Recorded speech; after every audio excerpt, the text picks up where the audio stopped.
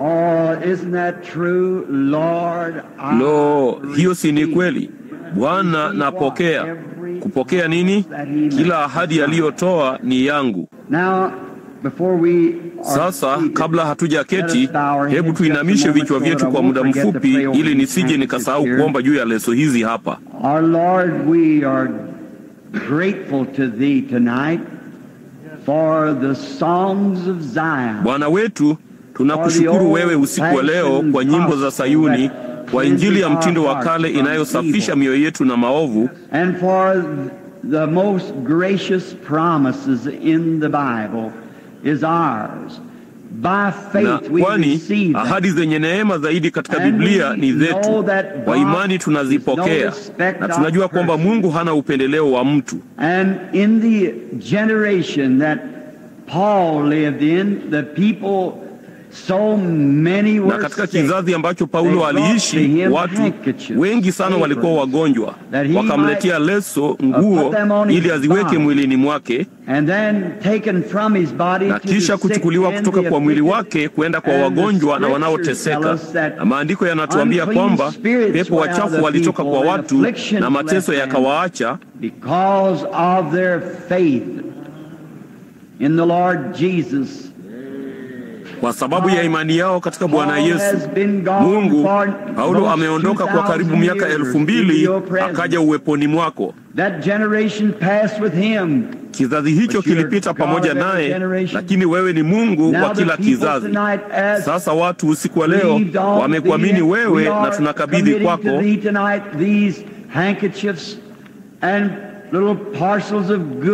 usiku wa leo hizi leso na vifurushi vidogo vya bidhaa, kuamini kwa moyo wetu wote kwamba wewe utajibu maombi yetu nao watapona. Tujalie Bwana, tunazituma kwao kwa utukufu wa Mungu katika jina la Yesu mwanawe. Amina.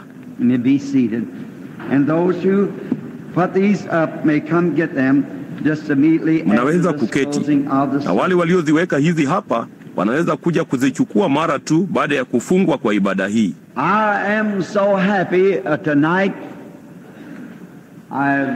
Nina furaha sana usiku wa leo.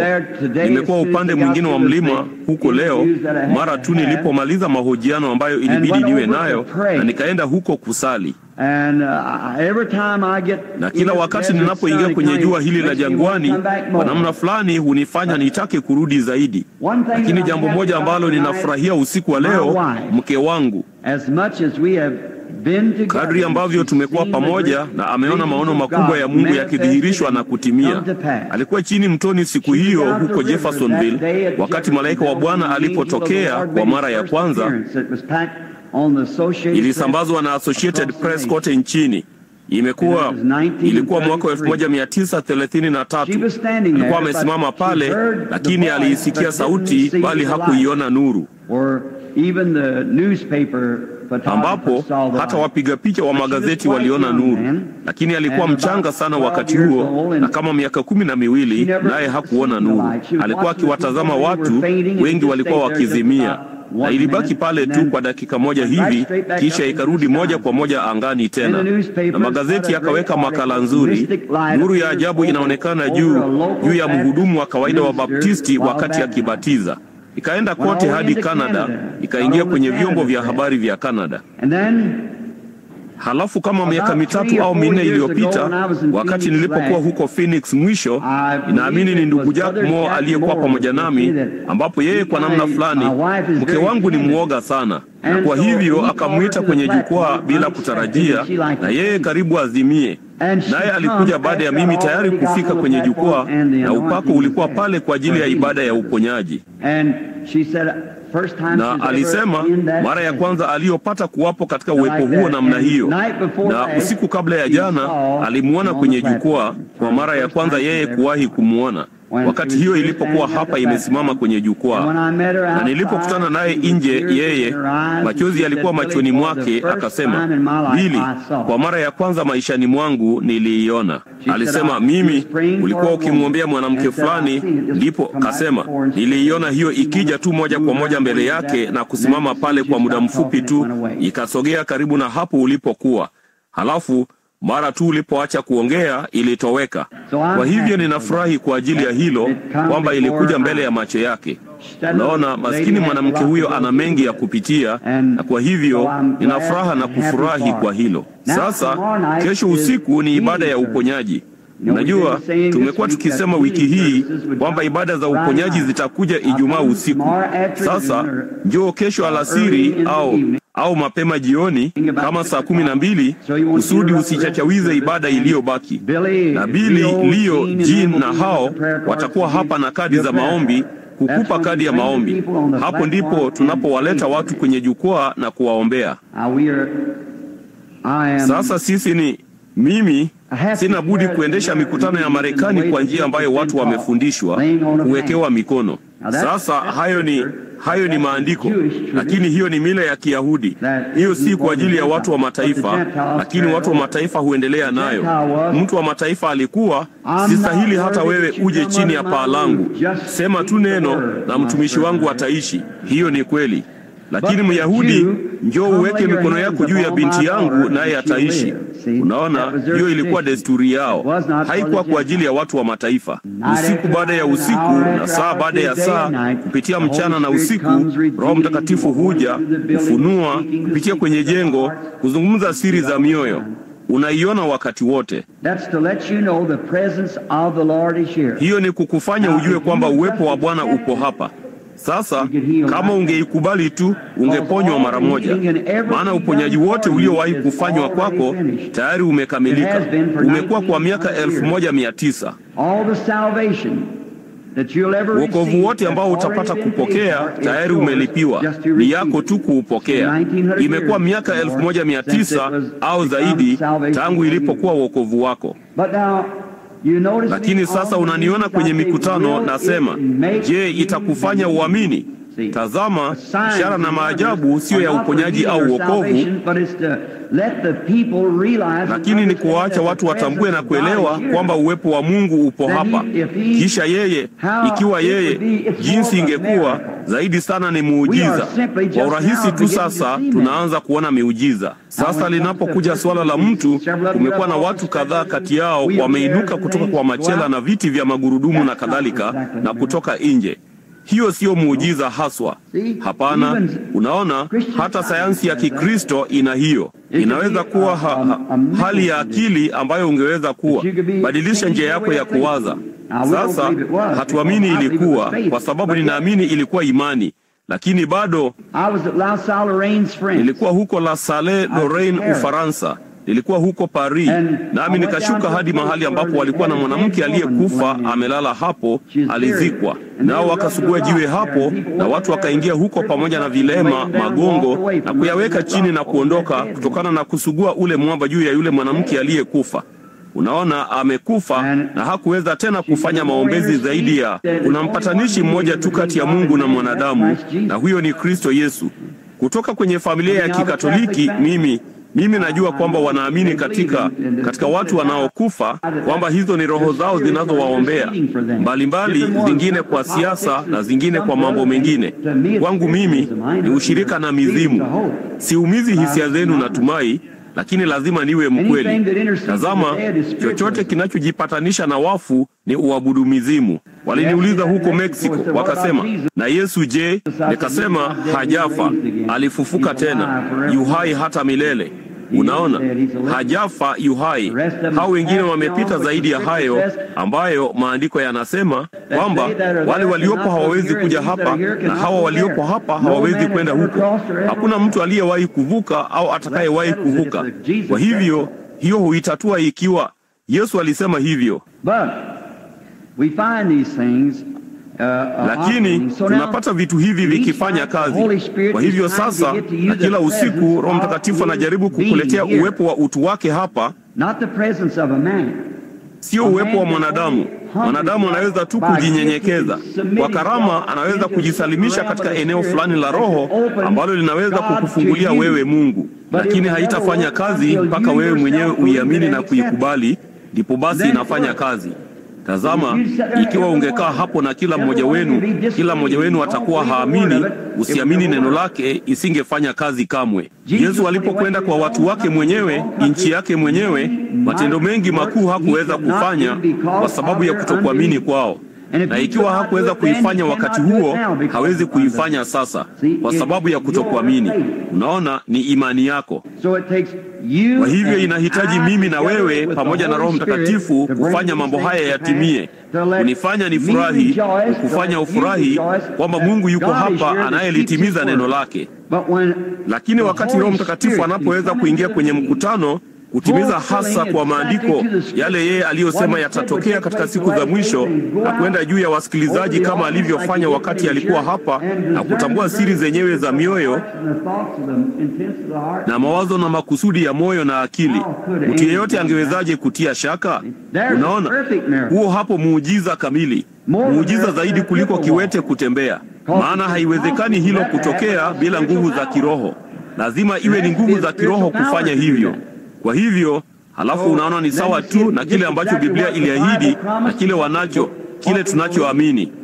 Ni muujiza zaidi ya kupiga kelele. Tazama, ni muujiza zaidi kuliko kunena kwa lugha. Paulo alisema hivyo. Hata karama halisi za Roho Mtakatifu za kunena kwa lugha ni muujiza zaidi ya hizo. Tuko kwenye muujiza wa mwisho. Imetabiriwa hivyo na Biblia. Kwa hivyo usiku wa leo haikulazimu kusubiri mpaka kesho usiku kuja kupitia mstari wa kuwekewa mikono. Sasa kukuwekea mikono hakutafanya zaidi ya kutambua mawazo ya moyo. Sio sana kwangu.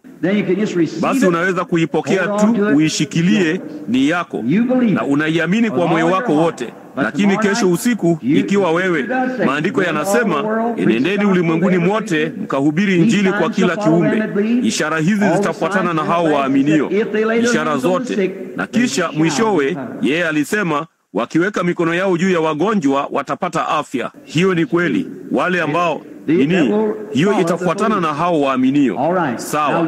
Sasa sisi ni waaminio. Kwa hivyo kwa njia hiyo tuna usiku baada ya usiku wa kuweka mikono juu ya wagonjwa, na Mungu ametenda miujiza mikubwa pamoja nao. Tumekuwa na miujiza mikubwa pamoja na kuomba juu ya leso. Tumekuwa na miujiza mikubwa na kutambua mawazo ya moyo. Tazama, yote pamoja hufanya kazi kwa utukufu wa Mungu. Sio kwa ajili ya mwanadamu, sio kwa ajili ya kanisa, ni kwa utukufu wa Mungu. Utukufu wa Mungu. Sasa kabla ya kufungua neno sasa kwa ajili ya usiku, tunaweza kugeuza kurasa hivi, lakini Mungu hana budi kuifungua, sababu maandiko si tafsiri ya kibinafsi, lakini Roho Mtakatifu aliyeandika maandiko ndiye mfasiri wake. Basi na tuinamishe vichwa vyetu sasa wakati tukiomba. Na ni wangapi wangependa kukumbukwa katika maombi hayo? Ungefanya tu ijulikane kwa kuinua mikono yako, chochote ilicho. Mungu, angalia, sisi sote tunahitaji, sivyo? Mimi ni mhitaji pia, marafiki. Nimeinua mikono yangu. Heavenly Father, humbly and quietly and reverently we come in. Baba wa mbinguni, kwa unyenyekevu na kwa utulivu na kwa heshima tunaingia kwenye uwepo wako mkuu, tukijua kabla ya jambo hilo moja kutukia, wewe uko hapa kwa sababu uliahidi kuwepo.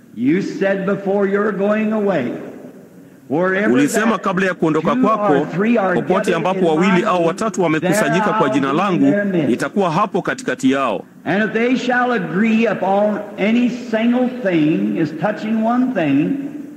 Na ikiwa watakubaliana juu ya kitu kimoja, kuhusu kitu kimoja, waombe, watapokea. Bwana, uleta ahadi yako kwa hili lililonunuliwa na damu yako. Naomba ya kwamba kila mwanamume, mwanamke au mtoto walioinua mikono yao usiku wa leo, wewe unajua moyo wao. Jalia wapokee kile wanachoomba. Ijalie Bwana. Sisi ni watu wahitaji. Tunatembea katika ulimwengu wenye giza na adui wako mkuu ambaye hatungeweza kupigana naye hata kidogo ikiwa haikuwa ni kwa ajili ya Roho wako Mtakatifu.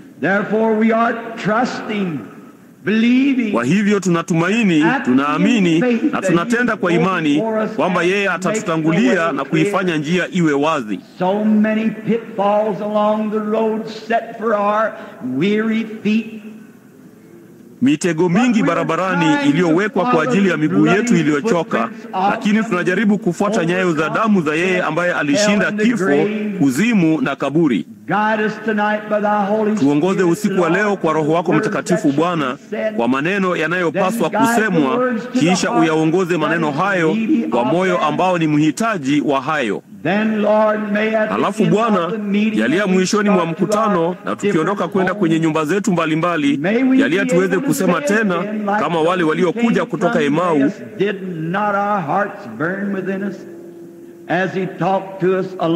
je, mioyo yetu haikuwaka ndani yetu wakati aliposema nasi njiani? Kwa kuwa tunaomba katika jina la Yesu na kwa ajili yake. Amina. Kwenu mnaoandika maandiko, geukeni pamoja nami sasa kwenye kitabu cha Wafalme wa Kwanza.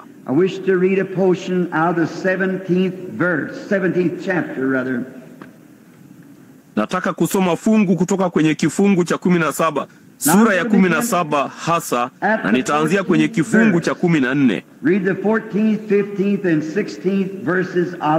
Soma kifungu cha 14, 15 na 16 cha sura ya 17 ya Wafalme wa Kwanza.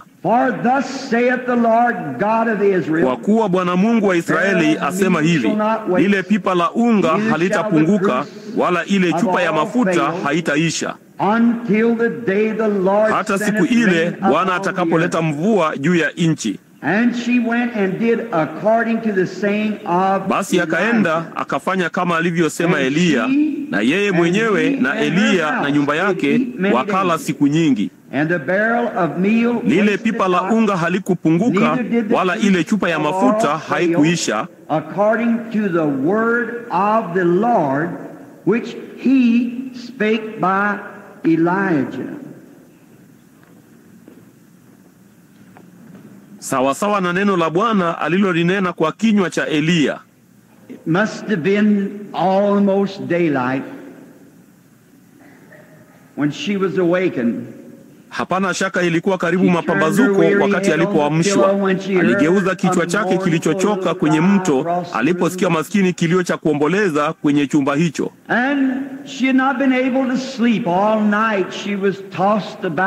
Na hakuwa ameweza kulala usiku kucha, alitupwa huku na huku kwa sababu ya msiba huu mkubwa. Mvulana mdogo alikuwa ameamka tena akiwa hajalala zaidi ya dakika 20 au 30, na ninaweza kusikia sauti yake ndogo ikisema, "Mama, hivi hutatoka nje na kuangalia kabatini tena na uone ikiwa hakuna kipande kidogo cha mkate? Nina njaa sana, siwezi kabisa kulala." Na jinsi alivyoonekana katika uso wake mdogo, na mashavu yake madogo yanayozama, na macho yake madogo yakigeuka manjano, nywele zake ndefu zikining'inia kwa kukosa kukatwa, maskini shati lake la kulala lililochakaa, machozi makubwa kutoka kwa macho yake yakifoka kwenye uso wake mdogo alipompapasa shavuni na kusema, "Mpenzi, jaribu kulala na uelewe." There had been 3 years. There had been no rain on the earth. Kulikuwa na miaka 3 hakukuwa na mvua juu ya nchi. Alipiga magoti sakafuni, naweza kumwona wakati alikuwa akimlilia Mungu. She said, "Oh Lord God, Jehovah." Akasema, "Ee Bwana Mungu Yehova, wewe ndiwe Mungu wa baba zetu, wewe uliyewalisha watoto wako na kuwatunza kote katika miaka.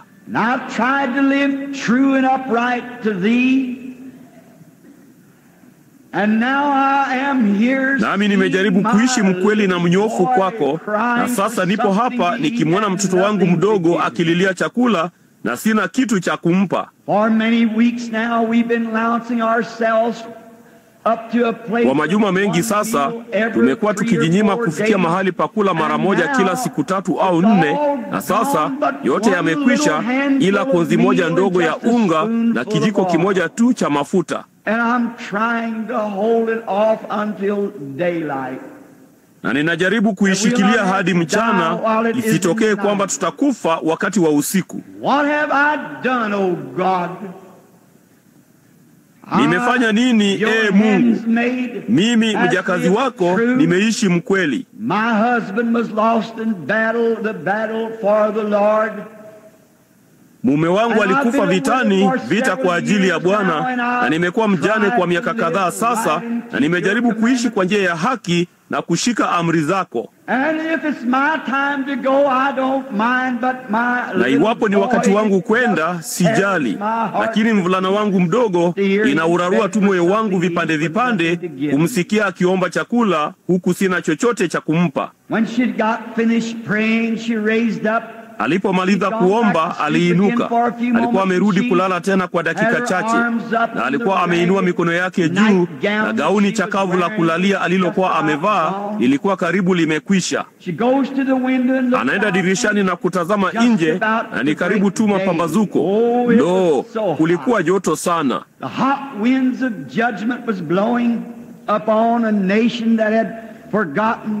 Upepo wenye joto wa hukumu ulikuwa ukivuma juu ya taifa ambalo lilikuwa limemsahau Mungu. Hiyo ilikuwa wakati wa utawala wa Ahabu, mfalme katili na muovu kuliko wote wa Israeli. Na alikuwa ameoa mwenye dhambi Yezebeli, ambaye alikuwa mwabudu sanamu. Na harusi iliyochanganyika kama hiyo haifanikiwi kamwe, haiwezi kabisa kuwa. Ama mwanamke atakuja kwa njia ya mwanamume, au mwanamume atakwenda kwa njia ya mwanamke. Naye alikuwa mwanamke mdogo mwenye kuvutia sana, na Ahabu alikuwa tu muumini vuguvugu. Religion is nothing for me, I'm a king. Alikuwa ametoa maoni yake na kusema, no, vema, dini sio kitu kwangu, mimi ni mfalme. Na kwa muda mrefu walikuwa wamebomoa madhabahu za Mungu na kuweka madhabahu za Mabaali au Baali hasa.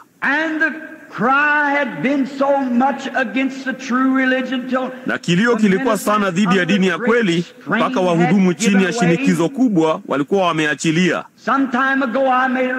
Wakati fulani uliopita ilitoa tamshi juu ya wahudumu au kitu kingine katika siku hii, na kikundi fulani kikakutana nami na kusema, ndugu Branham, makusanyiko yetu yanatuvuta tu. Hiyo ndiyo inayosababisha hilo. Kusanyiko litatoka nje ikiwa mhudumu hawafurahishi. Na kwa muda mrefu wahudumu walikuwa wameanguka chini ya ushawishi wa mfalme, kwa sababu dhambi iliruhusiwa, hakukuwa na mipaka. Ni picha nzuri sana ya leo, kwa sababu taifa lilikuwa limeidhinisha mambo haya. Watu walitaka kuwa maarufu. Walifikiri mradi taifa limesema hivyo ilikuwa sawa. Hivyo ndivyo wanavyosema leo. Mradi taifa linasema ni sawa kuuza bia, basi ni sawa kuinywa. Ikiwa taifa linaruhusu wanawake wetu kutembea nusu uchi barabarani na sheria haitawafunga, mbona ni sawa kufanya hivyo? Hiyo inaweza kuwa sawa kwa taifa, lakini katika vitabu vikuu vya Mungu unawajibika na utalazimika kujibu mbele za Mungu. Lakini walikuwa wameanguka, ilibidi wajisalimishe chini ya mzigo huo.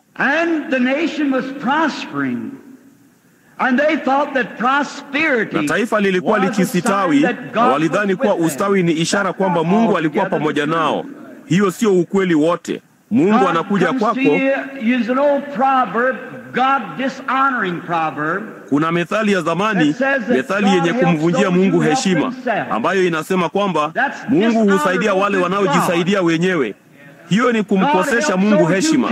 Mungu husaidia wale ambao hawawezi kujisaidia. He is a God of those who needs mercy. And he is a Yeye ni Mungu wa wale wanaohitaji rehema, naye ni Mungu mwenye huruma. Na hiyo methali inayosema kwamba yeye huwasaidia wale wanaojisaidia wenyewe. Ikiwa unaweza kujisaidia, huhitaji msaada wake, lakini yeye huwasaidia wale ambao hawawezi kujisaidia wenyewe. Lakini taifa lilikuwa limefikiria, maadamu walikuwa wakila vizuri na walikuwa wamevalia vizuri, kwamba kila kitu kitakuwa sawa. Lakini kulikuwa na mmoja ambaye bado alikuwa wa mtindo wa kale, ambaye aliamini kwamba kuna Mungu ambaye alikuwa wa mtindo wa kale,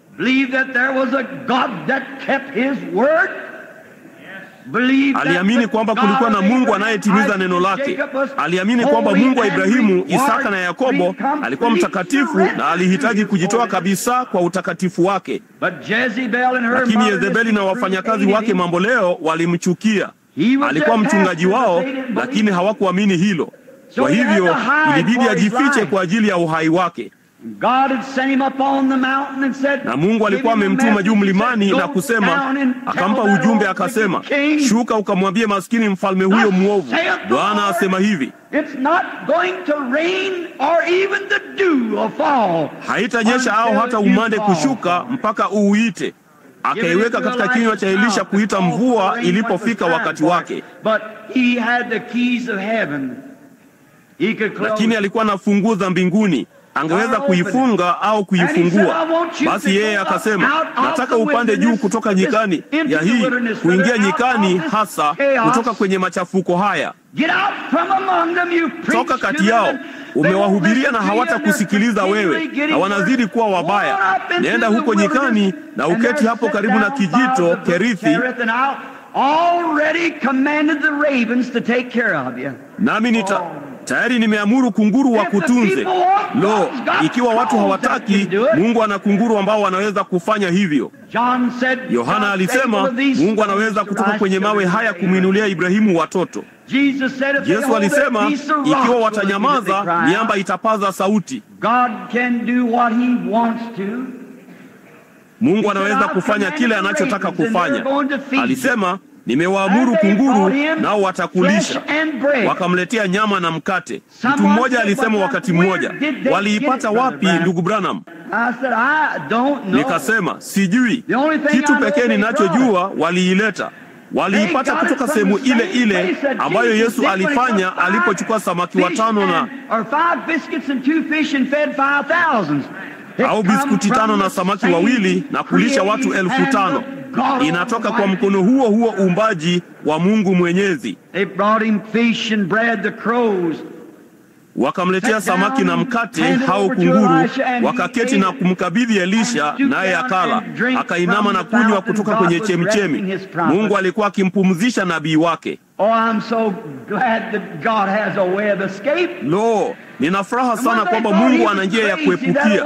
Na wakati walidhani alikuwa mwenda wazimu, nabii huyo mzee, maskini mkatiza raha,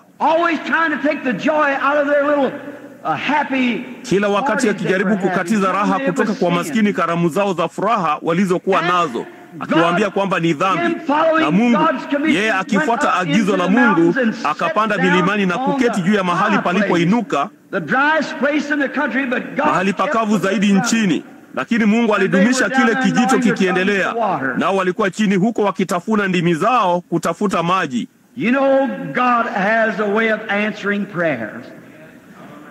Unajua, Mungu ana njia ya kujibu maombi. Mwanamke huyu mdogo alikuwa ameishi kweli. Alikuwa hajaolewa tena. Alikuwa akikaa peke yake ili kukutana na mumewe huko utukufuni.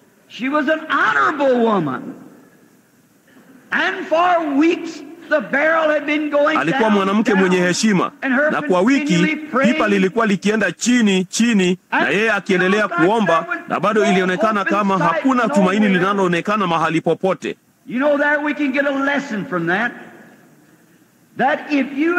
Unajua, hapo tungeweza kupata somo kutoka kwa hilo, kwamba ikiwa umeomba na kutimiza mahitaji yote ambayo Mungu anataka ufikie, na yeye angali kimya, yeye hasemi chochote, na bado umetimiza matakwa. Sasa ni nini kinachotokea basi? Ikiwa unajua kuwa umetimiza matakwa yake na umefanya yote unayojua kufanya,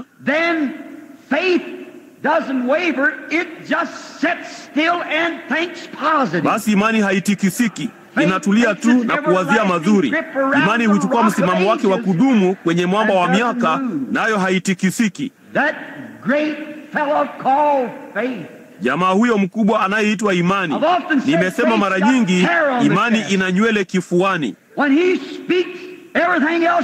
Wakati akiongea, kila kitu kingine kinanyamaza. Wakati imani inasema nyamaza, basi kila kitu kinasimama, kwa sababu yeye ndiye bosi. na alikuwa ametimiza kila sharti. Alikuwa ameishi safi, alikuwa ameishi kwa adabu, aliishi mwenye heshima, na alikuwa ametimiza matakwa yote ya Mungu. Lakini ilionekana kana kwamba alikuwa kimya. Mungu hufanya hivyo wakati mwingine kukujaribu, kuona ni aina gani ya majibu utakayokuwa nayo. Usisahau, ukipita juu ya jukwaa unaombewa na mikono kuwekwa juu yako, na inaonekana kana kwamba hakuna kinachotokea, hiyo haisimamishi imani hata kidogo. Umetimiza matakwa ya Mungu. Sasa laiti ungeyatimiza. Sasa ikiwa unajiepusha na Mungu, unajua moyo wako unakuhukumu. Nasi tunajua ikiwa moyo wetu hautuhukumu, basi tunayo. Sasa lakini ikiwa moyo wetu unatuhukumu, hakuna haja ya kuja kwenye jukwaa, hakuna haja ya kumwomba Mungu chochote, kwa sababu huna imani ya kukipokea. Lakini ikiwa umetimiza kila mahitaji ambayo Mungu anahitaji, basi imani hujitokeza hapo nje na kusema, Mungu ni Mungu, nimetimiza matakwa. Maandiko yanasema, wale wanaomngojea Bwana watafanya upya nguvu zao, watapaa juu na mabawa kama tai, watakimbia na hawatachoka, watatembea wala hawatazimia. Kama wimbo unavyosema, nifundishe Bwana. Lo, nifundishe Bwana jinsi ya kungojea. Ioshe nafsi yangu katika damu ya Kalvari, nitimize kila hitaji, niteketeze madaraja yote kote. Na kusema, sasa Bwana, sina chochote mikononi mwangu ninacholeta, kwa msalaba wako tu ninashikilia. Uliliahidi Bwana. Hiyo ndiyo aina ya hali, sababu ya watu kufikiria kuwa mimi ni mtu wa kujitenga. Lakini kwenye chumba au huko kando ya jangwa, hiyo ndiyo hali ambayo huna budi kuingia kabla ya kuja kwenye mimbara hii hapa, kwa sababu shetani kila mara anaachilia vijishetani vidogo vidogo kujaribu kuvuruga kitu.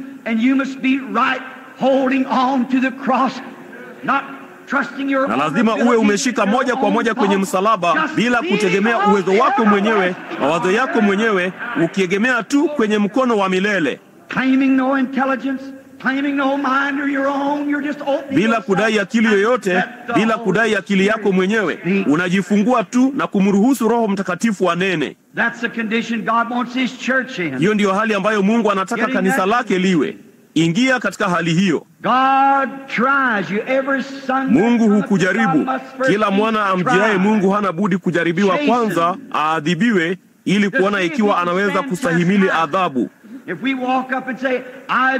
Tukijitokeza na kusema, ninaamini kwamba Yesu Kristo ni mwana wa Mungu, kwamba alikufa kwa ajili ya dhambi zangu na akafufuka tena siku ya tatu. Alijeruhiwa kwa makosa yangu, akachubuliwa kwa maovu yangu. Adhabu ya amani yangu ilikuwa juu yake, na kwa kupigwa kwake nimepona. Unaposema hivyo, pamoja na maungamo, dhambi zako zote na maovu yako na uwezo wako na yote ulio nayo, weka juu ya madhabahu. Halafu huko, bila chochote mkononi mwako, shetani atakurushia kila mshale awezao. Lakini basi ukigeuka kutoka hapo na kusema, sema, labda sikuokoka, labda sikupona, halafu ujiepushe na hilo. Biblia ilisema wewe ni watoto haramu na sio watoto wa Mungu. Mungu humjaribu kila mwana wa Ibrahimu kama alivyomfanya Ibrahimu, kwa kuwa sisi ni uzao wa Ibrahimu. Kwa kufa katika Kristo, sisi ni uzao wa Ibrahimu na ni warithi kulingana na ahadi. Uzao wa Ibrahimu, hiyo ndiyo roho ambayo Ibrahimu alikuwa nayo. Alikuwa na ahadi aliyopewa. Na ikiwa baba yetu alimwamini Mungu na akachukua ahadi isiyowezekana na kuishikilia kwa miaka 25 kabla haijadhihirika, akipata nguvu wakati wote, uzao wake kama tu baba. Haijalishi ni nini kitatokea, tunapoombewa imekwisha. Tukiondoa kila kitu njiani, tukatimiza mahitaji yote na kutoa kila kitu njiani, basi muombe Mungu na usimame hapo ukijua utapokea. Mungu alimjaribu Ayubu hivyo. Wakati Ayubu aliomba rehema, akatoa dhabihu kwa ajili ya watoto wake, kitu pekee ambacho nabii huyo alikuwa nacho ni sadaka ya kuteketezwa. Lakini hiyo ndiyo yote ambayo Mungu alihitaji. Mungu hahitaji elimu na upuuzi mwingi, anahitaji moyo uliosalimishwa kwa mapenzi yake. Hakuulizi uvae kwa njia fulani au kwenda kwenye vitu fulani au kwenye vioo fulani au degree.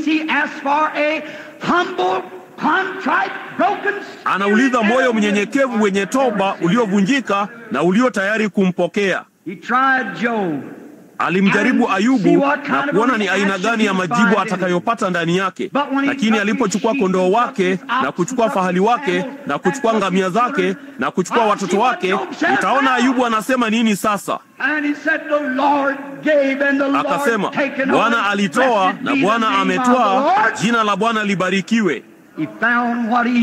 Alipata kile alichokuwa amemwambia Shetani alikuwa nacho katika Ayubu. Hakuna aliye kama yeye duniani.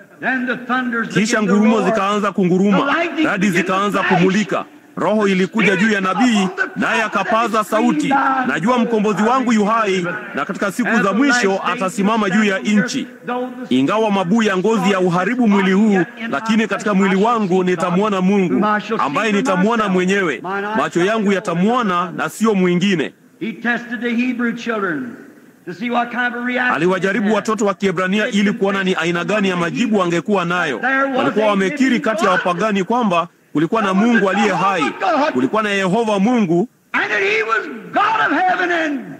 na kwamba yeye alikuwa ni Mungu wa mbingu na Mungu wa dunia, na alishika kila nafsi mkononi mwake. Kwa hivyo Mungu aliwaacha wajaribiwe, na walikuwa wametimiza matakwa yote, walikuwa wameomba vya kutosha, na wakaondoa kila kitu njiani. Nao hawangesujudia sanamu ya mfalme. Akaiongeza moto tanuru mara 7 zaidi ya ilivyowahi kuwa. Na hapana shaka kwamba Shetani alikuwa anajaribu kuwaambia, huu ndio mwisho wa safari. Ninapenda jinsi walivyozungumza. Mungu wetu anaweza kutukomboa kutoka katika tanuru hii ya moto. Lakini hata hivyo, asipofanya hivyo, hatutavunja amri za Mungu. Tutabaki waaminifu. Acha imani yetu ipige kelele kote, hata katika miaka ijayo, kwamba tulidumu waaminifu kwa ahadi ya Mungu. Mungu wangu anaweza kuniponya kutokana na huu, au Mungu wangu ana uwezo wa kunitoa kutoka kwenye kiti hiki cha magurudumu. Mungu wangu ana uwezo wa kufanya hili, lakini nimemkubali kama mponyaji wangu. Nimekiri dhambi zangu, kutokuamini kwangu, na kukiri kwamba ninaamini kwamba yeye ndiye mponyaji wangu. Ije iende chochote kile. Ikiwa siko sawa leo, nitakuwa kesho. Ikiwa siko sawa kesho, nitakuwa mwaka ujao. Bwana alitoa na Bwana ametwaa, jina la Bwana libarikiwe. Lo, hilo hapo. Na walipoingia katika tanuru ya moto, chini ya majaribu, walibaki waaminifu hadi mwisho. Lakini Mungu alikuwepo kwa muda mfupi tu na akawaokoa. Walijua kuwa walikuwa wameomba vya kutosha, dhambi zao ziliungamwa. Walijua walikuwa wametimiza kila hitaji, na bado yeye alionekana kuwa kimya. Yeye yuko kimya tu kukujaribu, kuona kweli wewe ni nini kilicho ndani yako.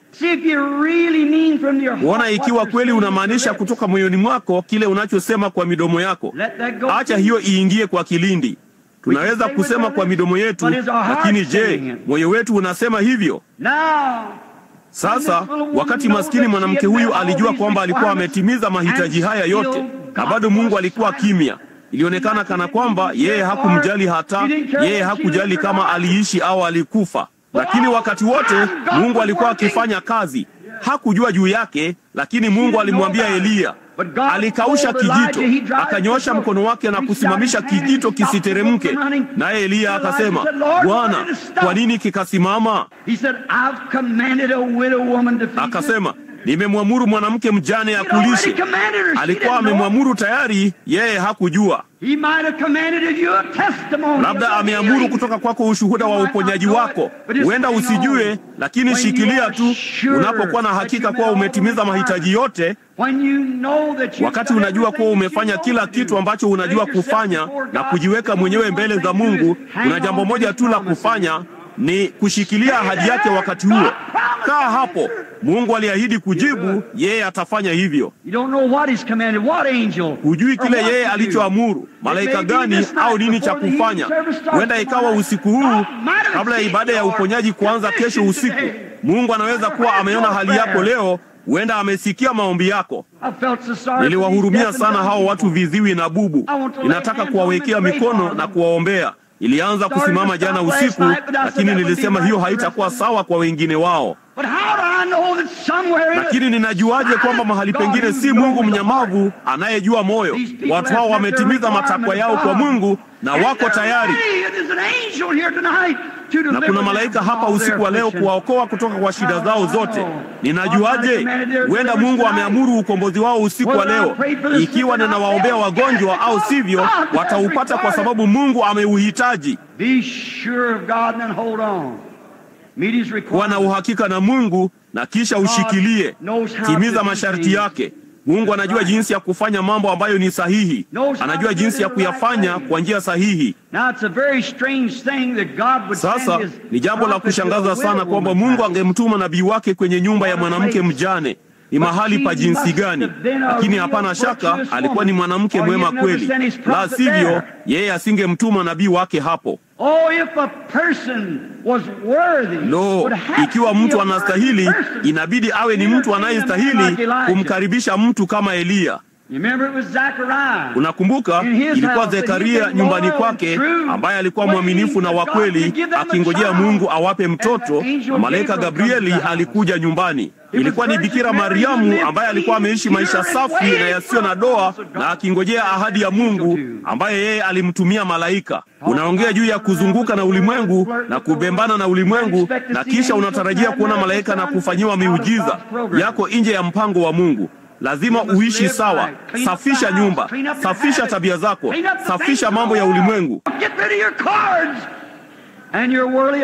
Ondoa karata zako na ushirika wako wa kidunia. Jiandae, na ndipo malaika wa Mungu anaweza kuzungumza na kusema, usiogope, ni mimi.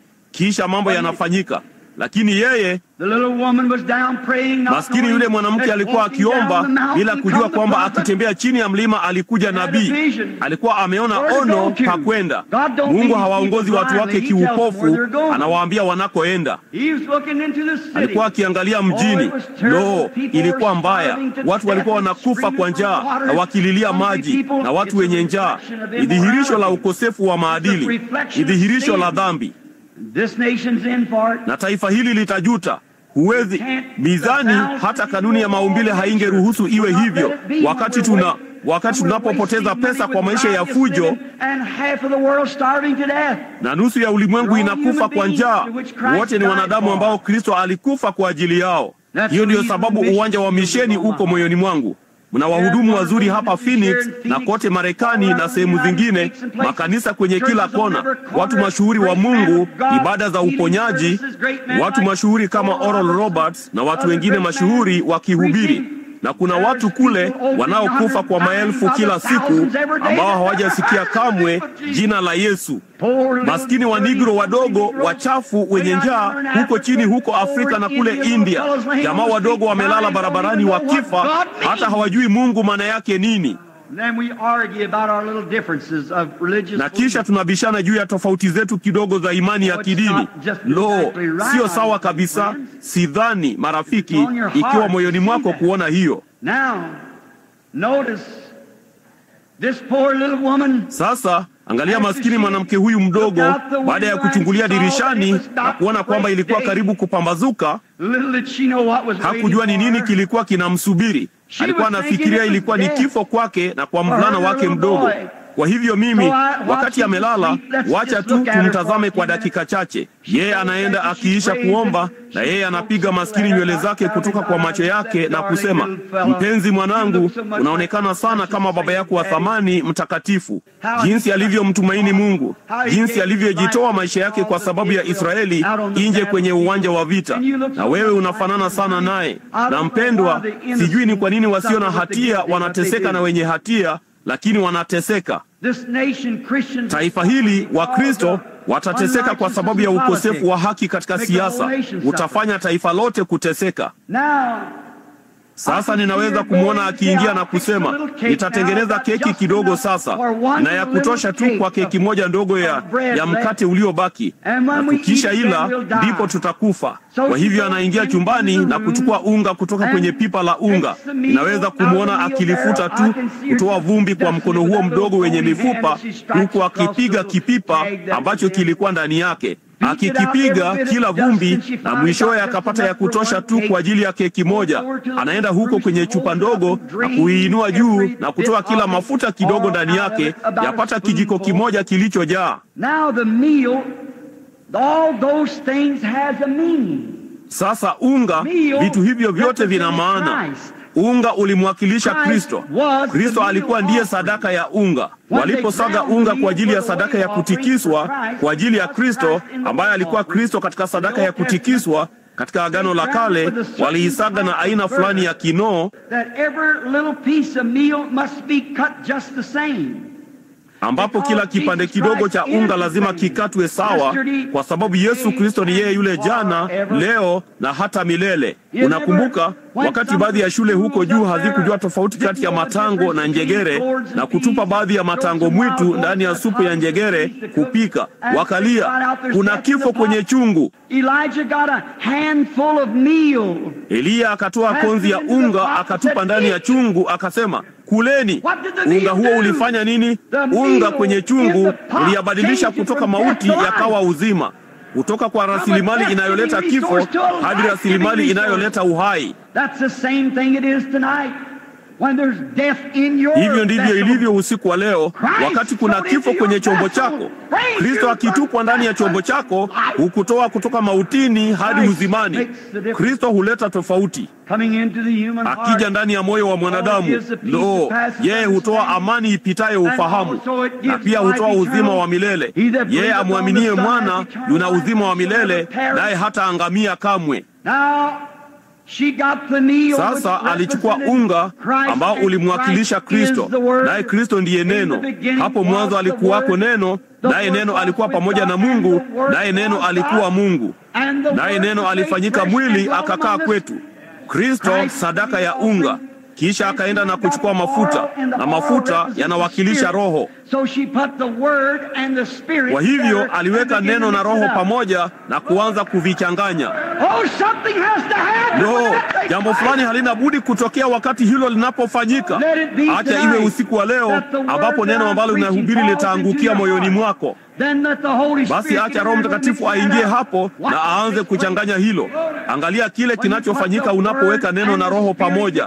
Yesu alimwambia yule mwanamke kisimani, mwanamke, ninakwambia wakati unakuja na sasa upo, ambapo Mungu anahitaji kuabudiwa kwa roho na kweli, na yeye ndiye kweli. Unga, angalia kile alichofanya. Alichanganya neno na Roho pamoja. Watu wengi wana roho bila neno, wengine wana neno bila roho. Lakini wewe chukua, weka zote mbili kwa usahihi mahali pao. Kuna keki njiani, kuna kitu kinakuja. Maskini mjane huyo mdogo hakujua alichokuwa akifanya, lakini Mungu alimwambia Eliya, nimemwamuru. Naye Eliya yuko njiani juu ya mawe, akija chini kuona ono lake likitimizwa mahali pengine. Na hapa mwanamke huyo amesimama pale, anafuta machozi kwa maskini mkono wa vazi lake uliochakaa na kusema, Yehova Mungu, imani yangu haijawahi kushindwa kamwe, wala haitashindwa. Kwa namna fulani au nyingine, sijui jinsi hii yote ilivyo, lakini tunafundishwa kuwa vitu vyote hufanya kazi pamoja kwa wema. Alikuwa akichanganya unga huu kidogo, aliiandaa keki hiyo ndogo kabisa na kuiweka tayari. Alisema, sasa ni wakati wangu kwenda nje na kutafuta kuni. Anarudi na kufungua mlango, akasema, Bwana, maskini tumbo lile lenye njaa limelala hapo, na sijala kwa wiki 2 au 3. Nimempa kipande changu cha keki. Huyo ni mama, upendo wa mama kwa mtoto wake. Hakuna kitu kama huo ila tu upendo wa Mungu. Mama anaweza kumsahau mtoto wake anayenyonya, bali mimi siwezi kuwasahau kamwe.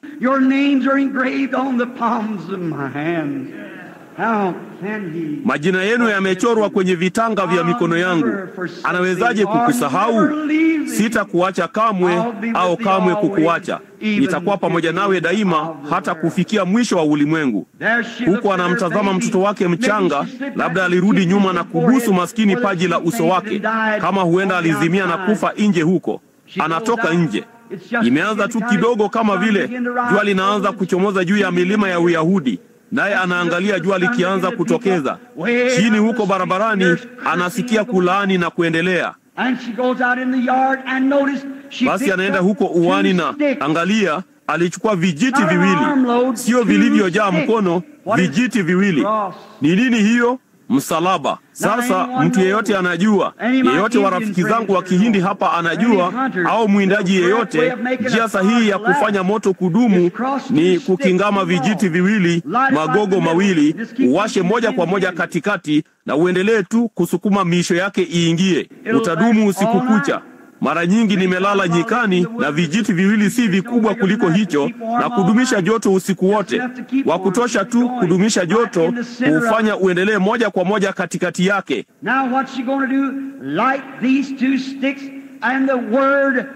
Sasa atafanya nini? Kuwasha vijiti hivi viwili, na neno na roho wameleta dhabihu ya kujitolea msalabani, tayari kwa jukumu, tayari kwa maisha. Kuweka neno na roho, hiyo ni imani yake katika neno la Mungu kwa Roho Mtakatifu, akijiongoza mwenyewe kutoa dhabihu, kitu chochote kingine msalabani. Na wakati alipochukua kijiti chini ya mkono wake viwili na kuanza kurudi, alianza kurudi, na kulikuwa na sauti iliyosikika kutoka langoni, "Mama!" Kabla tu ya hapo, mzee labda mwenye upara na mvi zikining'inia juu ya masharafa yake na nywele zake zikining'inia chini, fimbo ndogo mkononi mwake, maskini ngozi ya kondoo au kitu fulani alichojifunika, akitembea barabarani akisema, "Bwana, ni uzio mdogo mweupe." Kutakuwa na mwanamke mdogo anayeonekana wa kupendeza. Lazima alikuwa mchanga, mvulana huyo alikuwa mchanga, nje uwani. Uliniambia huyo ndiye mjane ambaye alikuwa anilishe. Sasa yuko wapi? Nitaendelea kutembea. Roho anamuongoza njia hii, kisha humgeuza. Lo, ni ajabu sana, kwani wana wa Mungu wanaongozwa na Roho wa Mungu. Haijalishi inasikika ya kijinga jinsi gani, wanaongozwa. Yeye anaenda, anashuka barabara moja na kuenda nyingine, chini ya barabara moja na kupanda nyingine. Baada ya muda, Roho akasema, "Angalia upande wako wa kulia." Naye anaiangalia kote namna hiyo, kama vile tu yeye hufanya hapa jukwani usiku baada ya usiku. Lo, Mungu angali ni yule yule. Angalia upande wako wa kulia, upande wako wa kushoto, kuna mtu anayeomba, anayeuhitaji. Na akatazama upande wake wa kulia. Aise, huo hapo uzio mdogo mweupe. Hiyo ni sawa tu, sitatoka hapa kwa sababu kuna mti wa zamani umesimama pale. Na hapo kila kitu kipo jinsi tu nilivyoona katika ono. Mlango unafunguka na maskini mwanamke mwembamba anatoka nje. Sasa kumbukeni, atachukua vijiti viwili tu, hangeweza kuchukua vitatu. Anachukua viwili kutengeneza msalaba. Aliokota vijiti viwili na kuvitia mkononi mwake, na akaanza kurudi akiwazia, "Nitaoka keki kidogo wakati mwanangu atakapoamka, na kisha nitamlisha hiyo, mimi sitakula yoyote, nami nitamweka maskini mvulana wangu mikononi mwangu, na hapo tutaketi na kufa." Akaanza kuingia ndani ya nyumba.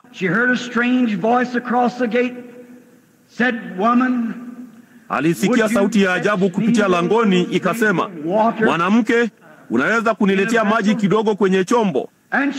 Akageuka akawazia, yule pale mzee mwema amesimama langoni. Alimtazama kwa karibu sana, na labda akafuta machozi kutoka kwa macho yake. Ilikuwa mapema sana bado. Unajua, Mungu hufanya mambo kiajabu sana. Alikuwa tayari kujitolea. Maji yalikuwa kitu adimu. Mvua haikuwa imenyesha kwa miaka 3 na miezi 6. "Naomba uniletee mimi." Labda Mungu alimwambia aseme hivyo, aone kile mwanamke huyo atakachofanya, kujaribu majibu yake. "Je, unaweza kuniletea maji kidogo ya kunywa kwenye chombo?" Naye akamwangalia. Anasikika tofauti. Kuna kitu kuhusu mzee huyo ambacho kinanitia huruma. Mwaminio yeyote katika Mungu atamgawia mwingine hadi cha mwisho. Naam, hilo ni jambo moja kuhusu watu wa Pentekoste. Watatoa shati mgongoni mwao na kumpa mtu kwa ajili ya huduma. Hiyo ni kweli, ni ukweli. Hilo ni jambo kuu, moja ya mambo makuu walio nayo. Wao ndio watoaji wakuu zaidi ulimwenguni, maana wanajua kwamba mali hii ya dunia si kitu. Wanaweka hazina zao mbinguni, maana wanaenda huko baadhi ya siku hizi. Na kwa hivyo mwanamke huyu alisema, nitayashiriki tu maji yangu na mwingine, tutakufa. Kwa hivyo nitajinyima maji yangu ya kunywa na kumpa yule mzee mwenye fadhili aliyesimama pale, kwa sababu anaonekana mwenye kiu na mchovu. Akasema, nitayaleta. Ndipo akaanza kutembea. Tena akasikia sauti ikisema, na kwa mkono wako mwingine waweza kuniletea mkate kidogo. Lo, jamani! Sasa kitu gani? Tumaini lake la mwisho la maisha ya mtoto wake, tumaini la mwisho walilokuwa nalo, na mkate ungemalizika, mafuta yangeisha, kila kitu kingekwisha sasa. Lakini aliangalia nyuma na akashangaa, akasema, nina unga kidogo tu kwenye pipa, nina mafuta ya kutosha tu ambayo nimeyapunguza na tayari nimeyatayarisha au nimechanganya. Nina neno na roho vimechanganyika pamoja huko ndani. Nina msalaba hapa kuiwekelea, kuifanya keki ili kuleta uzima. Na hapo ndipo wakati roho na neno wanapokutana pale msalabani, hufanya mkate wa uzima kwako. Hiyo ni kweli. Nami nimeiunganisha na ninaingia sasa kuioka na kumpa mvulana wangu mdogo anayekufa mle ndani, ambaye amelia usiku kucha kupata kitu cha kula. Sina budi kumpa.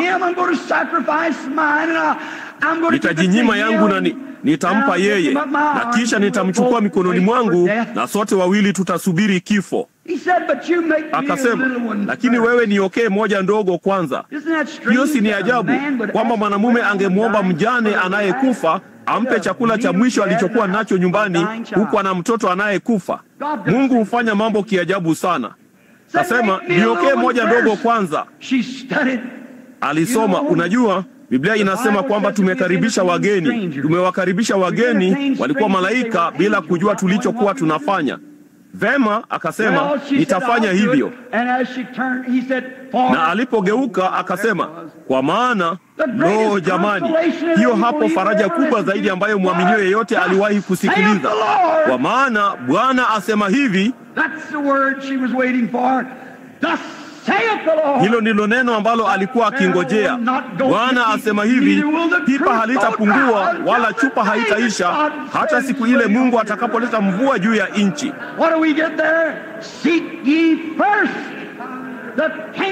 Tunapata nini hapo? Tafuteni kwanza ufalme wa Mungu na haki yake, vitu vingine vyote vitaongezwa. Ninajuaje ndugu Branham? Ninajuaje? Kitu pekee ninachojua, mtangulize Mungu na usonge mbele. Kujitoa, changanya mafuta, changanya neno na roho pamoja. Jiweke msalabani na useme, mimi hapa Bwana. Mtangulize Mungu katika kila jambo. Kwa kuwa Bwana asema hivi, chupa haitaisha na pipa halitapunguka mpaka siku ile Bwana Mungu atakapoleta mvua juu ya nchi. Alijua basi huyo alikuwa ni nabii wa Mungu akizungumza naye. Lo, jinsi moyo wake hapana shaka uliruka. Aliingia mbio na kutengeneza keki hiyo ndogo na kumletea na maji, mikono inayotetemeka juu ya maskini mashavu hayo yaliyobonyea. Alijua kwamba Mungu alikuwa amekuja kuwaokoa kwa kipande kidogo cha mkate. Lo, wewe chukua tu hiyo ahadi moja ndogo ya Mungu na uweke kila kitu sawa, na ukiondoe njiani uone kinachofanyika. Ondoa moyo huo kutokuamini mbali nao. Chukua tu imani hiyo ndogo ulionayo na uiweke juu ya msalaba na useme, hii ndiyo yote nilionayo Bwana. Ichukue. Angalia badiliko. Bwana asema hivi. Lo, yeye ni yule yule leo kama alivyokuwa daima. Hilo ndilo alilokuwa akingojea. Labda kunaonekana giza sana sasa, lakini unajua, wakati mwingine tunafundishwa, na nilihubiri juu yake hivi majuzi usiku, kwa kawaida huwa giza kabisa kabla ya mapambazuko. Ni katika saa yenye giza kuliko zote ya usiku ndipo nyota ya asubuhi huangaza. Inaakisi kuja kwa jua. Huko Ujerumani wanayo picha, wanaiita picha ya wingu. Ni ushindani dhidi ya picha hii nzuri ya kusulubiwa huko kwenye Forest Lawn huko Los Angeles. Picha hiyo mashuhuri ni pana kama jengo hili kutoka upande mmoja hadi mwingine. Iliwabidi kujenga jengo kuizunguka hiyo picha. Wengi wenu mmeiona. Lakini hii huko Ujerumani inaitwa malaika au siku ya wingu, inaamini ndivyo inavyoitwa. Na unapoachana na kijipande kutoka kwake na kukiangalia, kinaonekana cha kutisha. Inaonekana kama mawingu yenye hasira yakichanganyana namna hiyo wakati nuru zinapoiangazia. Na inaonekana kana kwamba mawingu yanasonga kwa vile picha imetengenezwa kuakisi nuru, kuifanya ionekane kama wingu, dhoruba yenye hasira inayokuja kubomoa kila kitu. Na kisha unaambiwa na kiongozi, sogea karibu na uendelee tu kuitazama. Na unapofika karibu sana nayo, si mawingu, ni mabawa ya malaika yanayopiga pamoja wakifurahi. Ni baraka iliyojificha. Labda ugonjwa wako usiku wa leo, labda kujitolea kwako kuja hapa kulikuwa baraka tu kwa njia iliyofichika. Malaika wa Mungu wapo hapa, wapo kuunganisha mabawa yao pamoja na kufurahi, kwa sababu imeandikwa katika maandiko kwamba malaika wa mbinguni hufurahi wakati mwenye dhambi mmoja anapotubu. Fikirieni juu ya hilo. Kwa maana Bwana asema hivi, Yesu Kristo ni yeye yule jana, leo na hata milele.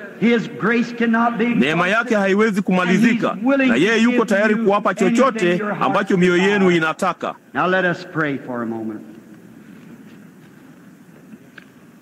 Sasa hebu tuombe kwa muda.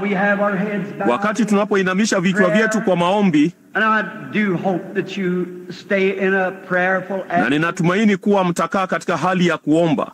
Je, kuna mtu hapa sasa, huku macho yenu yamefumbwa na vichwa vyenu kuinamishwa kuelekea kwenye vumbi ambapo mlichukuliwa kutoka, na Yesu akikawia mnarudi mavumbini, nawe hujaokoka? Je, waweza kuinua mkono wako kiasi hicho na kusema, ndugu Branham, maisha yangu yamekuwa taabu pia na sijaokoka. Unikumbuke katika maombi yako usiku wa leo ndugu, nitainua mkono wangu. Je, mtu huyo yupo hapa ndani, mvulana, msichana, mwanamume au mwanamke ambaye hajaokoka? Sitakuuliza zaidi, kuinua tu mkono wako sasa ili niweze kukuombea. Mkono wangu wa kulia. Mungu akubariki. Mungu akubariki. Mungu akubariki. Na wewe. Mahali pengine nyuma kabisa, upande wa nyuma, mahali fulani hapa kwenye marefu ya katikati, inua tu mkono wako. Hakuna anayeangalia, acha tu mimi na Roho Mtakatifu tuangalie. Sasa Mungu akubariki. Mungu akubariki. Hiyo ni nzuri. Mtu mwingine katikati ya marefu, inua mkono wako useme, ndugu Branham, mimi si Mkristo.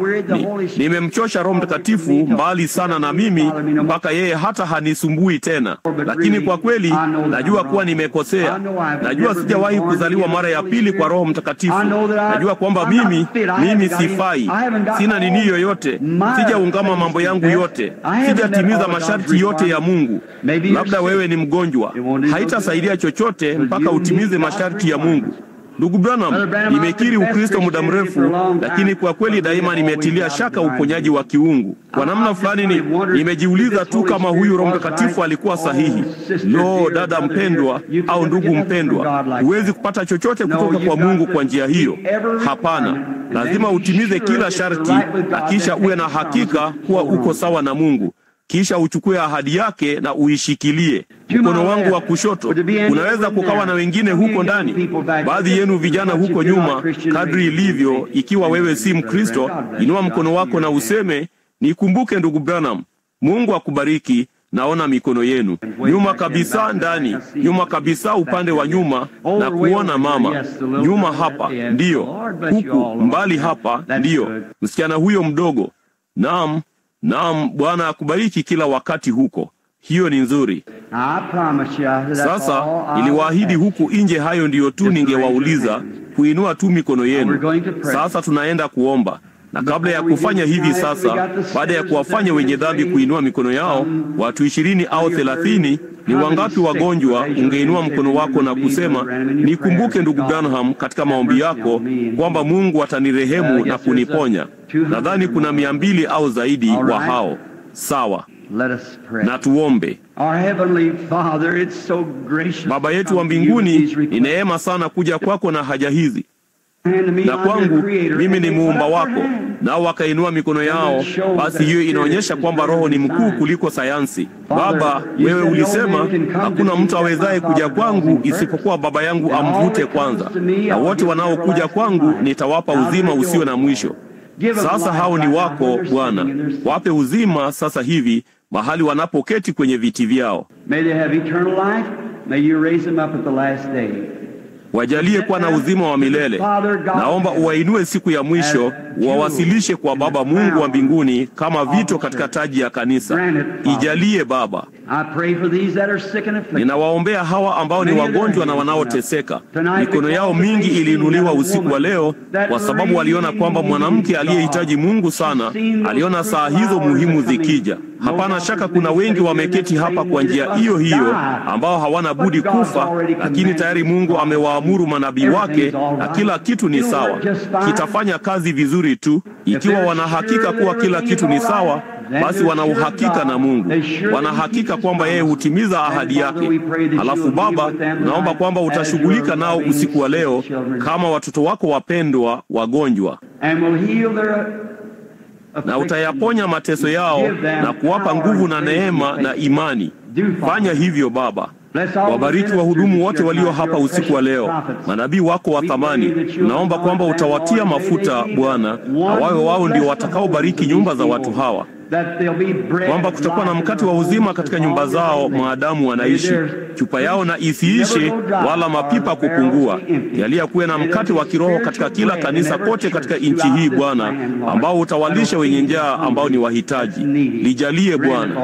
Tunakupenda, nasi tunajua ya kuwa wewe ulitupenda kwanza, kwa maana wakati tulipokuwa tungali wenye dhambi, Kristo alikufa kwa ajili yetu, asiye na hatia kwa ajili ya wenye hatia, kwa upatanisho wa dhambi zetu, kutupatanisha tena na Mungu.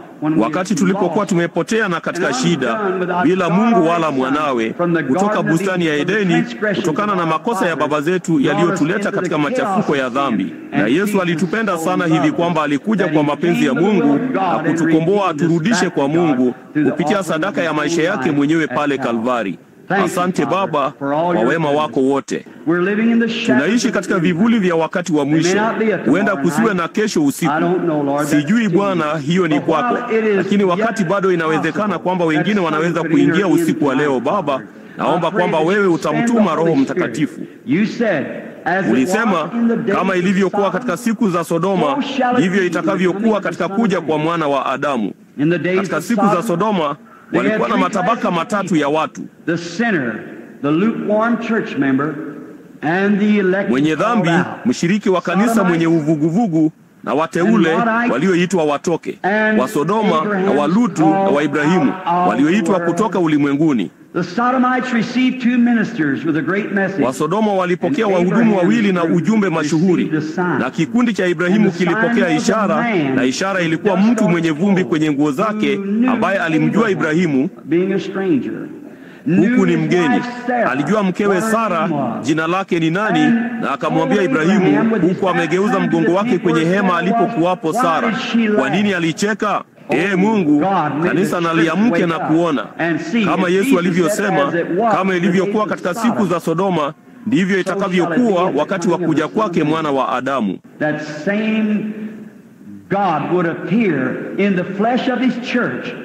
Mungu yuyo huyo angeonekana katika mwili wa kanisa lake, na angeonyesha ishara hiyo hiyo. Ijalie Bwana tena usiku wa leo. Tunaomba katika jina la Yesu. Amina. Love him.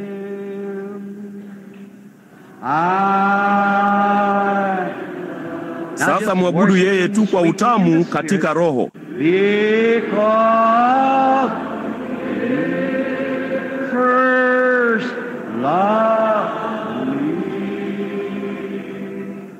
and purchase my salvation on Calvary.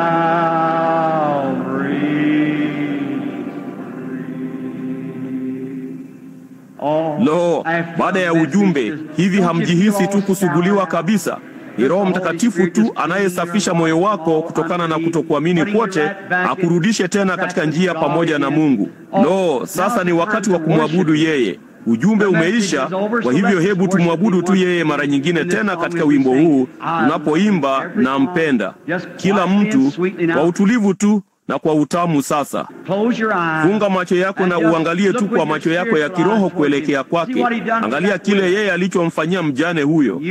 Wewe ni mpendwa kwake kama yule mjane. Amehifadhi maisha yako pia.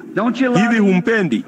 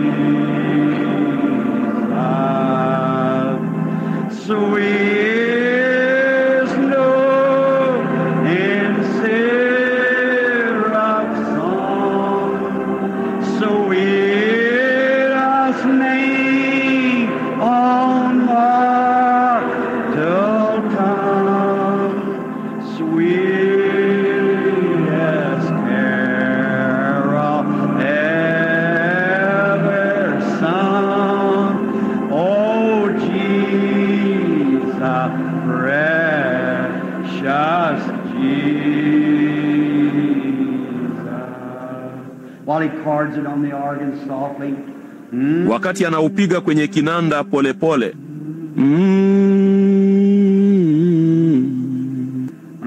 Ninaposikia wimbo huo unaleta jambo moja kwangu. Wakati fulani uliopita huko Fort Wayne, Indiana, kulikuwa na msichana mdogo wa Dunkard ameketi akipiga piano. She was not Pentecostal. But she had long, beautiful hair done up. Yeye hakuwa Mpentekoste, lakini alikuwa na nywele ndefu nzuri zilizofungwa nyuma. Nami nilikuwa ninaenda kuwaombea wagonjwa, na wa kwanza kwenye foleni alikuwa mvulana mdogo, alikuwa mlemavu kisa cha polio. Ndipo nikamchukua mvulana huyo mdogo kutoka mikononi mwa dada huyo na kumshika maskini mvulana huyo. Nikasema, kweli tabibu mkuu yupo hapa, anajua siri za mioyo yote. Nikasema, mnaamini hilo? Kwa kusanyiko la watu 1000 kadhaa. Naam, wote waliliamini. Lakini kidogo walikuwa wakizuia. Ulikuwa usiku wa kwanza wa mkutano, nao ujumbe ulikuwa mgumu kwao kuelewa. Ndipo nikasema, je, mnaamini kwamba Bwana Yesu anaweza kuniambia huyu mvulana mdogo ni nani na jina lake ni nani? Je, mtaamini?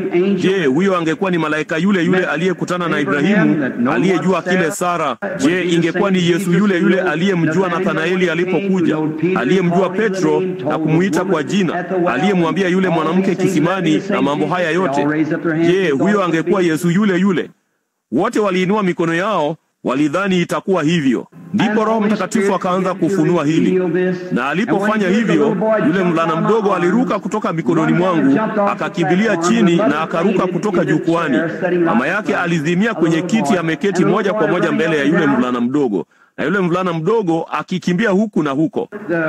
Msichana wa Amishi au Dunkard alikuwa akipiga piano. Aligeuka mweupe kabisa, akaruka juu katikati ya mkutano, na nywele zake zikaanguka mgongoni mwake. Alikuwa amevaa nguo nyeupe, alionekana kama malaika. Naye akaanza kuimba huo katika lugha zisizojulikana. Na alipofanya hivyo, piano haikukosa sauti yoyote ikipiga. Tabibu mkuu yu karibu sasa. Yesu mwenye huruma ananena ili kuchangamsha mioyo yenye huzuni. Hakuna jina jingine ila Yesu. Watu walimiminika chini kuzunguka madhabahu na kulia na kuanguka kwenye marefu na kupiga mayowe, Mungu ni rehemu. Lo, kulikuwa na mkutano wa jinsi gani! Tabibu huyo mkuu bado yuko hapa. Hajashindwa, hawezi kamwe kushindwa. Sasa ni wangapi hapa wanaoamini jambo hilo kwa dhati, kwa moyo wako wote? Nawe uko hapa usiku wa leo na matarajio ya kuponywa kwa nguvu za Mungu. Ikiwa kuna mtu yeyote ndani ya jengo ninayemjua nje ya hawa papa hapa, wavulana hawa walioketi hapa, watatu kati yao ambao niliongea nao hivi majuzi kwenye mahojiano kutoka Arkansas, ndugu Pat Tyler ambaye ni jambazi aliyeongoka, ndugu Williams anayeketi pale pale, na kadri niwezavyo, na ndugu Jean God sahibu wangu aliyeketi papa hapa. Na ninadhani hao ndio tu ninaowaona katika jengo ambao ninawajua kwa wakati huu. Lakini huku ninawajua watu hao wanaoketi hapa. Sasa nimesimama na Korani kwa mkono mmoja na Biblia kwa huo mwingine mbele ya watu 100,000 na kusema, moja haina budi kuwa sahihi na hiyo nyingine uongo. Na dini ya Kikristo ndiyo pekee kati ya dini zote, na Full Gospel ndilo kundi pekee kati yao linaloweza kuthibitisha kwamba Yesu Kristo bado anaishi. Wengine wote wana theolojia na watakwambia juu yake. Tuna saikolojia nyingi tu hivyo. Waislamu wanasema tuna saikolojia nyingi. Tunaweza kupaza sauti kwa sauti kubwa juu ya nabii wetu kama vile mnavyoweza juu ya Yesu wenu. Lakini nabii wetu hakuwahi kutuahidi chochote. Yesu wenu aliwaahidi kwamba atafufuka kutoka kwa wafu, na mambo ambayo yeye alifanya mngeyafanya pia, kwa sababu yeye angeishi ndani yenu. Sasa mnasema nabii wetu amekufa huko nje kaburini, nanyi mnaye Yesu aliyefufuka. Hebu tumuone akitenda. Wataweka usinini. Unaweza kucheza hapa na baadhi ya wanatheolojia hawa juu ya maneno kadhaa ya Kiyunani au kitu ambacho wewe mwenyewe umechanganyikiwa kabisa juu yake, lakini usijaribu kamwe kuleta shindano na baadhi ya watu hao. Afadhali uwe na kile unachozungumzia, na heri ujue. Ndio sababu ni vigumu kupata wamishonari huko.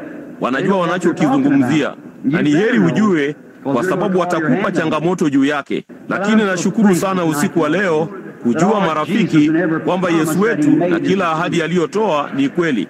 Ikiwa ningeweza kumponya mtu yeyote hapa, ningefanya hivyo. Kama nisingefanya hivyo, ningekuwa mnafiki.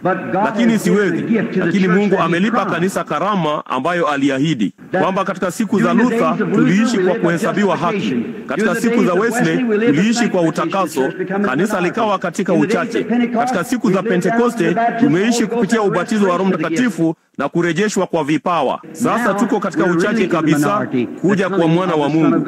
Hapa waliamini kwa imani. Hapa walipiga kelele chini ya utakaso. Hapa walinena kwa lugha kama karama.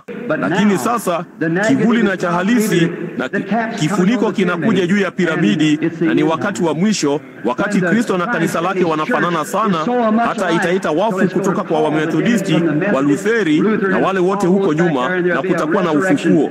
Wale waliolala katika zamu ya kwanza, ya pili, ya tatu, ya nne, ya tano, ya sita na ya saba watafufuka moja ya siku hizi kukutana na Yesu angani. Saa imewadia, marafiki.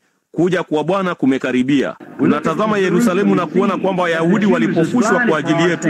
Mtini unachipusha matawi yake, alisema, na miti mingine.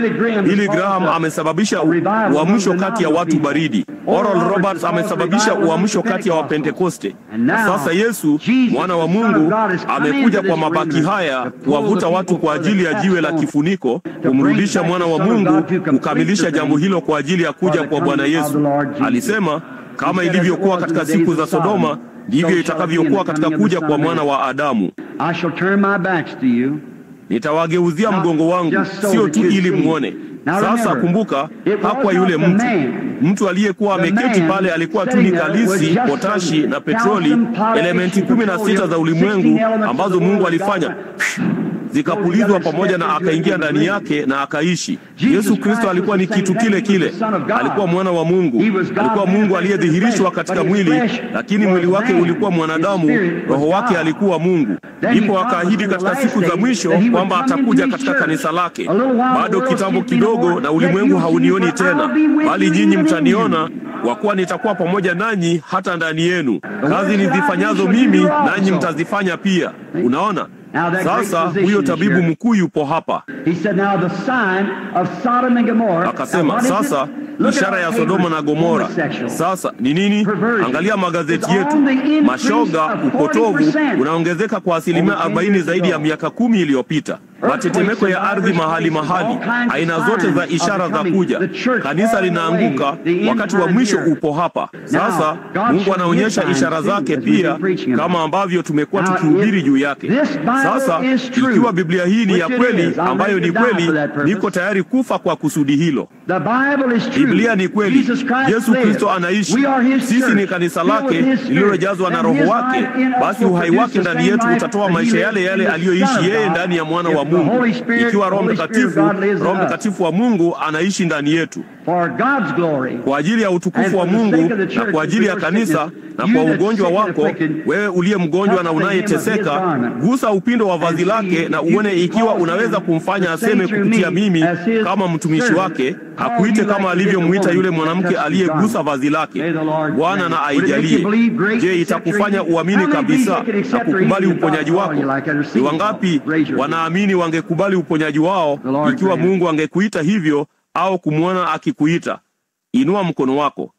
Bwana alijalie. Acha huo tabibu mkuu uendelee kucheza. Utafanya hivyo. Ninahisi kuongozwa kufanya hivyo.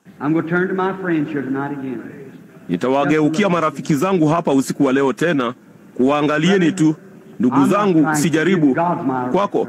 Mungu ni shahidi wangu, ndugu David. Kama vile hakika nimeifanya iwe wazi vya kutosha kwa watu, hiyo sio mimi.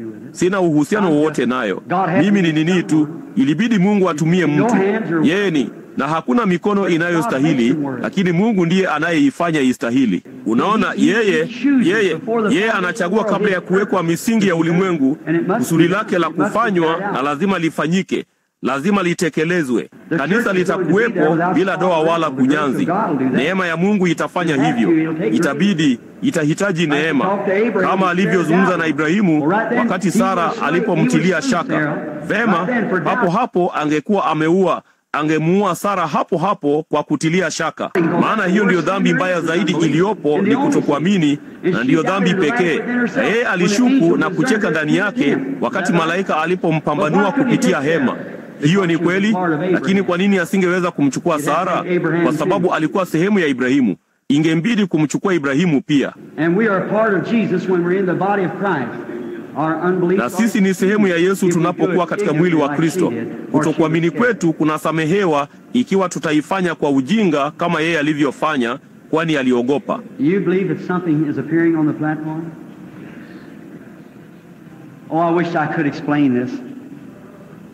Je, unaamini kwamba kuna kitu kinatokea kwenye jukwaa? Lo, laiti ningaliweza kueleza hili. I must turn. I see a woman that has a skin irritation. Lazima nigeuke. Ninaona mwanamke ambaye ana muwasho wa ngozi. Ulimgusa yeye. It'll leave you because it's all light around you. Utakuacha maana nuru imekuzunguka kote. Ikiwa unaweza kuamini, mambo yote yanawezekana. Sasa amini. Ili uone sio saikolojia kusoma mawazo yako, nitakupa mgongo. Vipi kuhusu juu katika sehemu hii? Hii ilifanyika mara moja katika hekalu la Angelis, dada. Ndugu David, unakumbuka. Sasa mimi tu, ili kwamba uone nazungumza nawe. Hiyo inaonyesha kuwa sina mawasiliano na watu hapo. Hakika najua unaelewa. Unaona? Lakini naomba neema ya Mungu ifanye jambo ili watu waweze kujua. Yes. I see a young person. Naam, naona kijana, msichana mdogo. Yeye ametoka mbali na hapa. Yeye si wa nchi hii. Anatoka nchi ambayo ina mvua nyingi na ina miti na kuvumwani nyingi. Ametoka Oregon. Ana vipindi vya kifafa. Yeye hukaa huko nje. Je, unaamini kwamba Yesu Kristo atakuponya? You accept it for her? Stand up, sister. Je, unakubali kwa ajili yake? Simama dada, nenda nyumbani na ninamkemea huyo ibilisi. Je, unaamini kwa moyo wako wote? Vema. Katika marefu ya katikati hapa, mtu awe na imani, usiwe na shaka. Nitazungumza nawe ndugu Schultz ili uweze kuona kwamba ninazungumza nawe. Ninamruhusu mtu huko. Hakuna kadi za maombi, kwa hivyo ni nini tu, ni rahisi tu basi kutokumleta mtu yeyote huku, bali ili waweze kuona. Yes, there's a thin life woman. She's got cancer. Naam, kuna mwanamke anayeonekana mwembamba, ana kansa. Alikuwa alazwe hospitalini leo. Ameketi mbele hapa, kidogo ni mwanamke mwembamba. Anaitwa B. Peterson. Unaona? Vema mama, kuwa na imani katika Mungu. Mungu wa mbinguni amue ibilisi huyo hata hataonekana na mtu mwingine. Je, unamwamini mwana wa Mungu? Je, unamwamini kwa moyo wako wote?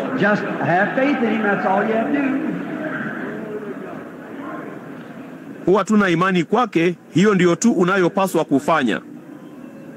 Sawa. Ninyi nyote mko tayari kuamini juu ya njia hii?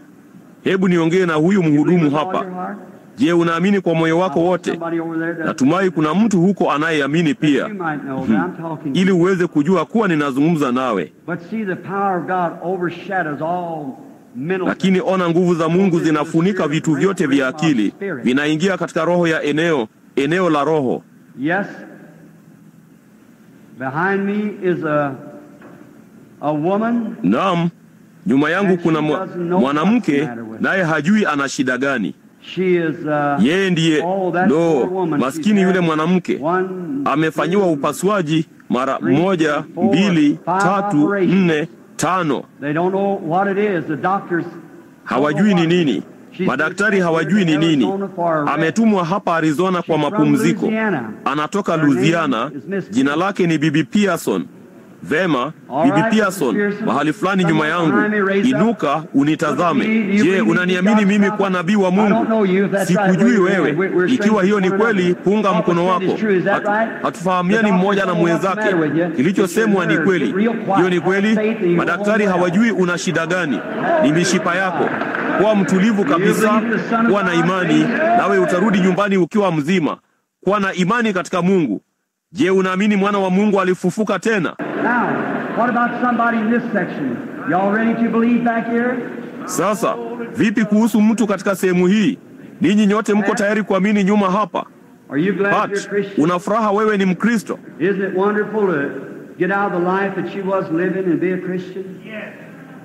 Si ni ajabu kuondokea maisha uliokuwa unaishi na kuwa Mkristo? Here's a lady. It's a woman, a man. Hapa kuna mwanamke. Ni mwanamke, mwanaume na mtoto. Mwanamke huyo anawasiliana na Mungu. Yuko nyuma yangu. Naye ana shida fulani ya tumbo. Na yeye ana udhaifu baadaye. Yeye hatoki hapa pia. Anatoka nchi inayofanana na jangwa, lakini anatoka Kansas. Mumewe ni mhudumu. Huyo ndiye aliyeketi papo hapo. Sikujui. Ikiwa hiyo ni kweli mama, punga mikono yako hivi. Vema bwana. Vema, nenda nyumbani. Mwamini Bwana Yesu Kristo na upone. Je, unamwamini Bwana? Wote katika jengo sasa. Je, mnamwamini Bwana? Hakika yeye yuko hapa. Yesu Kristo, yeye yule jana, leo na hata milele. Mungu yule yule ambaye angemwonyesha Elia mahali yule mwanamke mjane alipokuwa. Mungu yule yule anaweza kunionyesha uko wapi, umeketi, unaomba, kwa sababu ni Roho wa Yesu Kristo, yeye yule jana, leo na hata milele. Je, unaamini hilo? Hebu kila mtu hapa ndani wekeaneni mikono nyinyi kwa nyinyi wakati nikiwaombea kwa jumla papa hapa, na uamini ili kwamba ujue kwamba una kitu ndani yake, kila mmoja wenu. Ninyi ni waaminio, sivyo? Ikiwa wewe ni mwaminio, sema amina. Mbele za Mungu katika thibitisho lisilokosea la ufufuo wa Yesu Kristo, wekeaneni mikono nyinyi kwa nyinyi na muombeane. Baba yetu wa mbinguni, ninakupa wewe hadhira hii inayosubiri. Jalia watu hao wote ambao wametubu dhambi zao wapate kanisa zuri la nyumbani. Naomba wale Bwana ambao ni wagonjwa waponywe. Nguvu za shetani zivunjike juu ya maisha yao sasa hivi ninapomkemea ibilisi na kuomba ya kwamba nguvu za Yesu Kristo zitawajilia wasikilizaji hawa na kuchukua kila ugonjwa,